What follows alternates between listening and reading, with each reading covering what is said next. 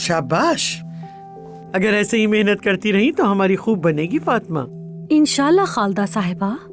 वो तुम्हारी बेटी औजान के रेस्टोरेंट में काम करती है ना? जी हाँ जी हाँ, ठीक कहा आपने।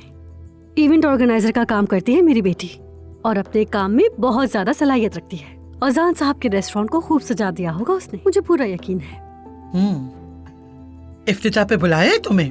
आखिर बेटी वहाँ काम करती है तुम्हारी। बुलाया तो है मगर जाना मुनासिब नहीं लगता। क्यों? काम अभी मुकम्मल नहीं हुआ, पहले दिन ही अधूरा छोड़कर जाना गलत होगा ना। और सच कहूँ तो इफ्तिताह की जगह है, वहाँ काफी सारे लोग होंगे। मेरे पास तो ऐसा कोई लिबास भी नहीं, ये न लगे कि कोई नौकरानी आ गई है, बस इसलिए नहीं जा रही मैं तुम्हें तैयार कर दूंगी, फिर हम दोनों साथ चलेंगे।